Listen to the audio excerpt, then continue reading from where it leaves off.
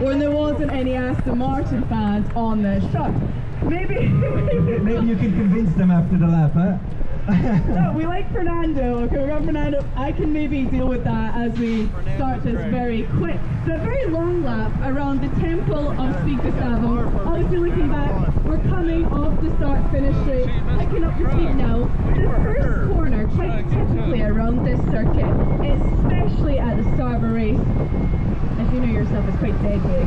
Yeah, exactly. I mean, it is a very long straight, so usually it's difficult to keep the braking temperature up.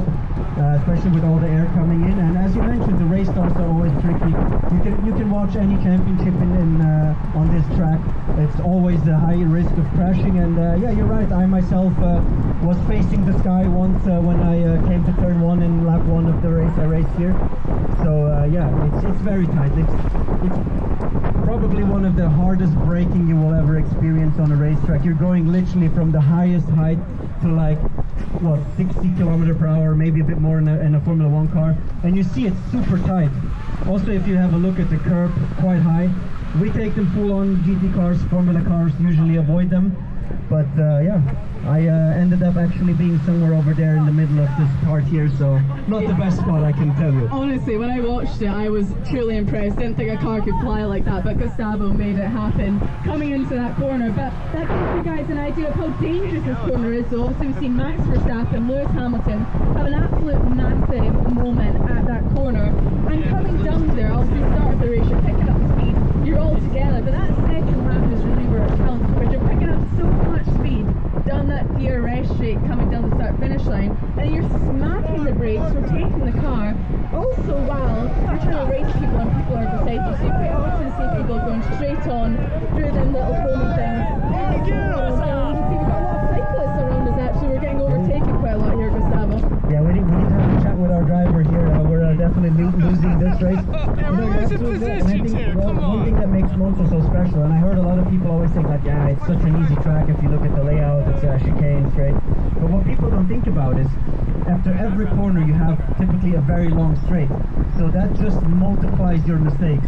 If you have a bad exit out of the chicane, for example, you have a lot of time that you're losing until the next corner. And this makes racing on these kind of tracks quite tricky. It's like not so technical, but you need to nail it. And again, like having the distance from one corner to another, so brakes cool down. Like Formula 1 cars, so sensitive, like with braking temperature. You need to really trust this brakes. Having no ABS on that Formula 1 car, it can get quite tricky, as we are seeing the guys redoing the gravel there. Also not an advisable place to end up. Look, I didn't end up in that one, luckily. I was about to say, Gustavo, that would have been twice lucky there, but you're definitely right. So this lap is almost 80 to 85% full throttle. So that gives you an idea of where it now comes from, the Temple of Speed. The biggest high-speed circuit we'll see on this F1 calendar. Obviously, it's one of the oldest as well, one of the ones with the most history, the most danger. Obviously, as Carlos Sainz speeds past us. To be honest, I'm not mad about that, Gustavo. I think I'm okay with Carlos Sainz overtaking us on this massive track. Yeah, I guess he's getting paid quite well to do so. So I guess we have to take that one. But yeah, as we're coming to the second chicane, basically almost a copy paste of the first one, but just going into the other direction. And also here, if you look to the inside, you see how high those curbs actually are. Again, like we take them on, but like in Formula 1 cars, you really can do quite some damage to them. And it's always hard to see when they race each other so hard and force each other to go over those curbs. Like the floor, obviously quite complicated part of the car, can take quite some damage there. Yeah, when you actually walk the circuit, them curves, the Apex curves, are huge. And the one thing you want to do coming into there, you mentioned me, you want to straight line it as much as possible.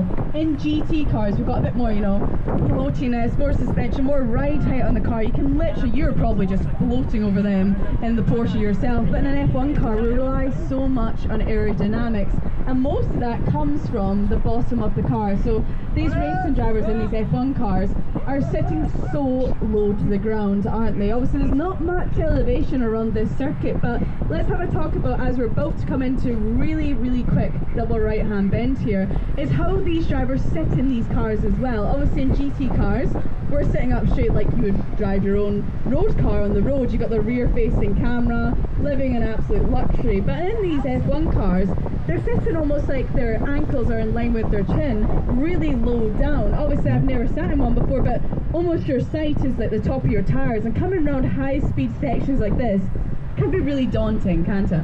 Yeah, exactly. And if you look at the corner behind us, the rails are very close to the apex, so when you're actually turning in, you don't really see on the exit. So and also if you look back as well, the curbs end up pretty much straight away in the gravel, so we definitely will see a lot of cars dip a wheel in the gravel there, and that obviously comes from like you're not able to see the exit.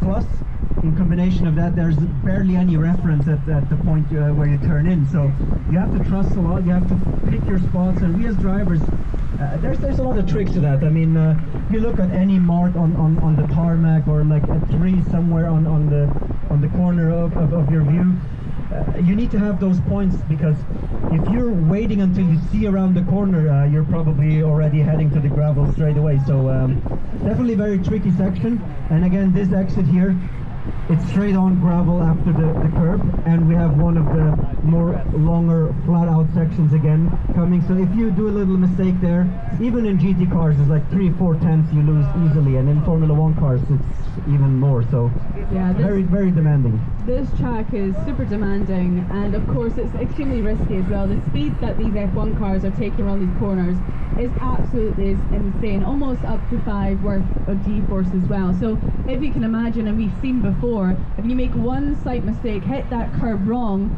quite often it's so unforgiving that you're not going to get another opportunity to finish that race. So these drivers are going to be taking a lot of risk over reward as well. Often, as we see on this Thursday night truck tour, you guys have seen Carlos Sainz now. We might see some other F1 drivers around, but this is the night, Gustavo, that they get on out there, either on their bikes, quite a long circuit, or they walk the circuit as well. And as racing drivers, this is something we quite often do, isn't it? To see if the surface has changed, if the curbs have changed. And just like you said, the curbs do change quite often around the circuit, doesn't it? Yeah, exactly. Even when I drove here the first time, the curbs were quite different. They changed, especially in the next section in Ascari. And you're absolutely right. Like when I used to do the first bit of track walks on a track where I haven't been for a long time, especially here in Monza, because there's so many high curbs, I actually measure sometimes the height of the curbs, because I want to know if I can take them on in between the wheels or not, because you obviously don't want to do any damage to, even like in GT cars you can do quite some damage.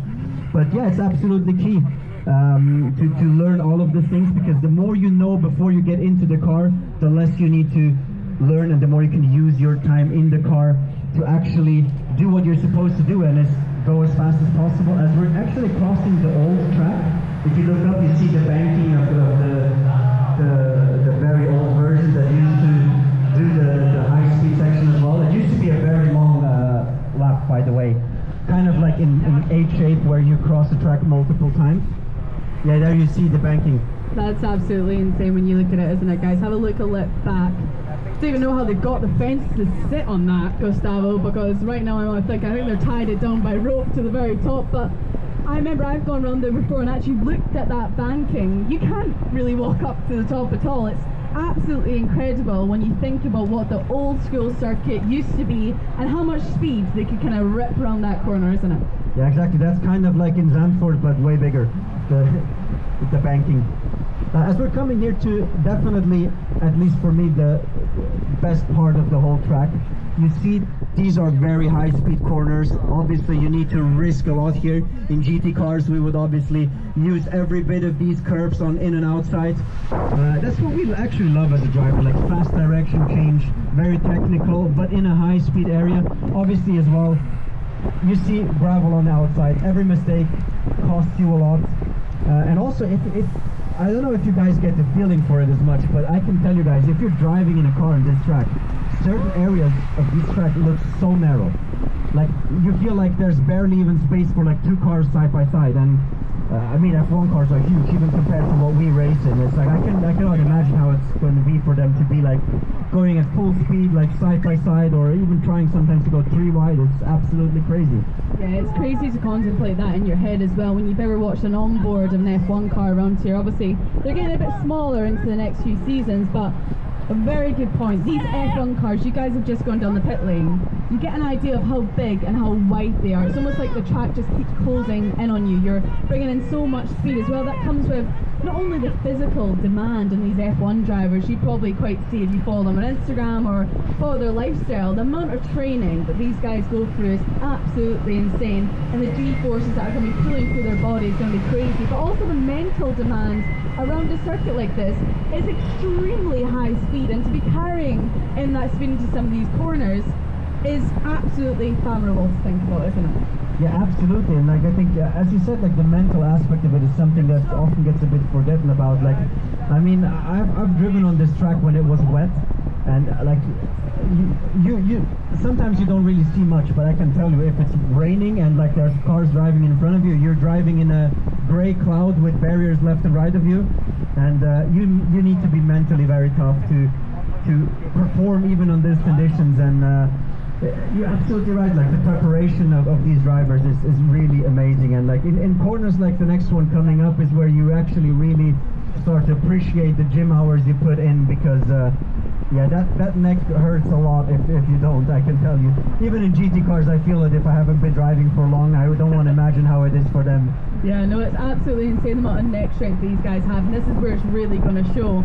But it's all talking about tyre strategy. We've got some of the softest tyres coming into this weekend. Obviously, what we've seen last year is a one-stop strategy. 53 laps around this, obviously quite a long circuit, not so demanding on the tyres, obviously a bit more on the brakes. We've seen Oscar last year try a two-stop pit strategy, which absolutely crushed his race. So after Zandvoort last weekend, where we've seen everything go to absolute mess, didn't we? What do you think is going to happen coming into this race weekend? This is a weekend that people like Lewis Hamilton have so much strength and experience around here, isn't it? Yeah, I think probably you're right, the one-stop strategy will be the right one, but again, like Formula 1 shows time and time again, like things can change so quickly. One safety car in the right moment, and depending on how the gaps are going to be between the cars, you obviously can take some more risks and go for a second one. But I think if we have a clean race, one-stop it's going to be, but yeah, I wouldn't be surprised if we see a bit more messy strategies going around here, especially as this track is definitely one that can have quite a bit of incidents. So I'm quite looking forward to it. As we're coming back to the main straight, pit entry. Also something that people don't really think about very often, but we as a driver, or like my engineer at least, always like to tell me, like, why is the point of you trying to gain a tenth in a corner if you mess up pit entry? And this is actually quite a difficult one, especially on those cars, because you come ultra fast into the pit lane and you have to slam the brakes and obviously get it perfectly right before the pit speed limiter. Hit the limiter in the right time. You don't want to overshoot, otherwise you get a penalty. So there's also something that in Monza is always quite fascinating, because it's rarely that you enter a pit so fast as you do here. Yeah, it's a really good point. These F1 drivers have to think about so much over a lap, and people don't actually realise the little tiny details that come into winning a race. And coming into a pit lane, obviously you're bringing so much more speed. The last thing you want to do is walk up, cause a flat spot in your tyre, wreck the set of tyres, potentially you're getting a new one anyway. But coming into there, if you're even a second over, a few kilometres over the speed limit, you will get a time penalty, which will ultimately absolutely destroy your race coming into the next few days. But as we kind of line up again, it looks like that very quick lap has come to an end, Gustavo, unfortunately. Yeah, I hope you guys enjoyed. I hope you guys will enjoy the rest of the evening, and obviously may your favorite driver win. I know that will not be the case for everyone, but some of you may leave happy. And I'm looking forward. Can we get a massive round of applause for Gustavo? Thank you, and also for Jody. Thank you guys. Take your time getting off the truck, and it was lovely to meet you all.